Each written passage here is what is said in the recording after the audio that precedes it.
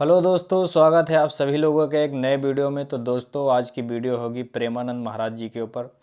जैसे कि आप सभी लोगों को सोशल मीडिया के माध्यम से पता चलता रहता है प्रेमानंद जी महाराज के स्वास्थ्य के बारे में। अभी प्रेमानंद जी महाराज एकदम स्वस्थ हैं। और आज हम प्रेमानंद जी महाराज जी के बारे में कुछ बताएंगे कि प्रेमानंद जी महाराज जी कौन हैं, कहाँ पर रहते हैं, उनका मूल रूप से उनका घर कहाँ पे है, उनका विराट कोहली से क्या संबंध है और प्रेमानंद जी महाराज के माता पिता का क्या नाम है। आज हम इस वीडियो में प्रेमानंद जी के जीवन के बारे में कुछ आप लोगों को बताएंगे। प्रेमानंद महाराज जी जब 12 साल के थे तो वो घर को छोड़कर भगवान की प्राप्ति के लिए काशी चले गए थे।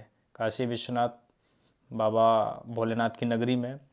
वहाँ से फिर वो वृंदावन के लिए आए। वृंदावन में श्री राधा रानी की सेवा करने लगे और उसके बाद में प्रेमानंद जी महाराज के गुरु श्री गौरांगी जी महाराज जी की कृपा पात्र से उनको उनका नाम श्री प्रेमानंद जी महाराज रखा गया। प्रेमानंद जी महाराज का असली नाम श्री अनिरुद्ध कुमार पांडे था।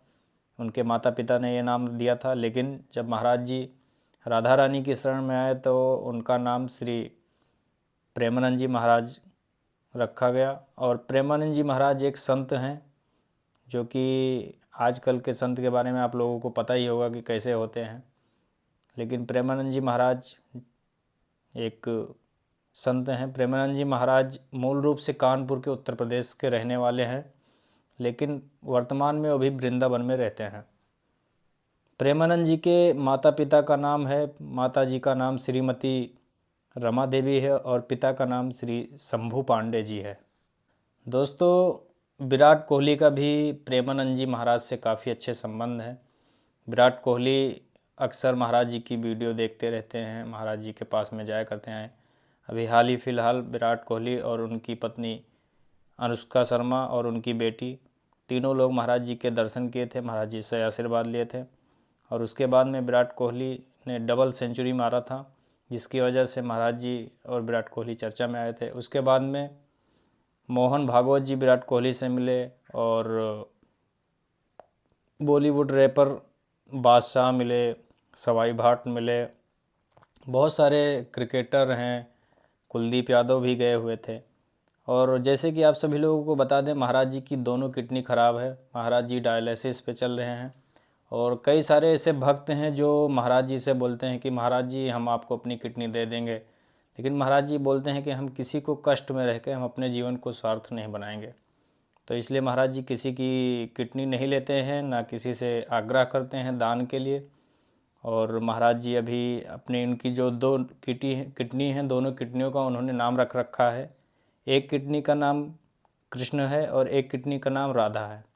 और महाराज जी साक्षात भगवान के अवतार हैं, उनको ईश्वर के रूप में सब लोग मानते हैं। महाराज जी जब परिक्रमा करते हैं तो रास्ते में छोटे छोटे बच्चे सुबह 4 बजे उठकर उनके दर्शन के लिए खड़े रहते हैं। बहुत से सारे भक्त खड़े रहते हैं।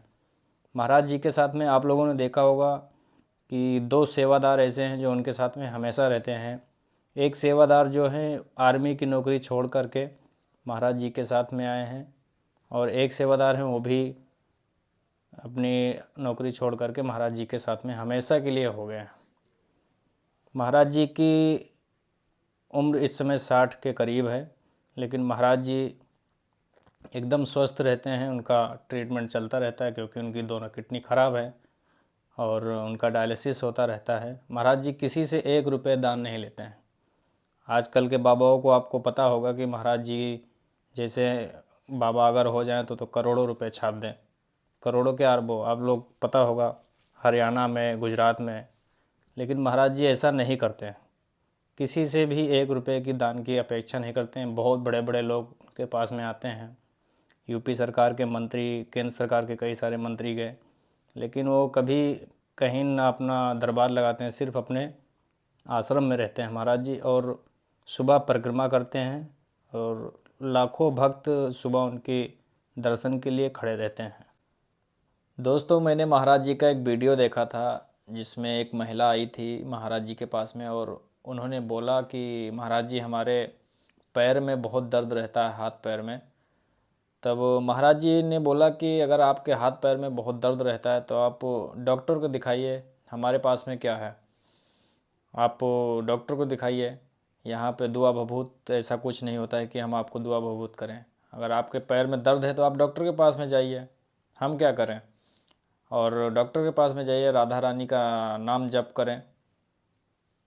तो अगर और कोई बाबा होता तो वो बोलता कि ये लो, ये भभूत है, ये वो है, बांध लो, उसके बाद में तुम्हारा पैर सही हो जाएगा।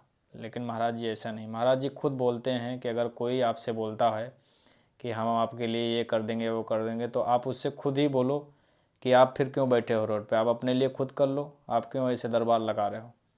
तो ये महाराज जी की बात है और बहुत ही पसंद हमको ये बात आई है कि वो आजकल के जो बाबाएं हैं थोड़ा थोड़ा में वो दुआ भभूत करने लगते हैं और जनता को ठगने का काम करने लगते हैं।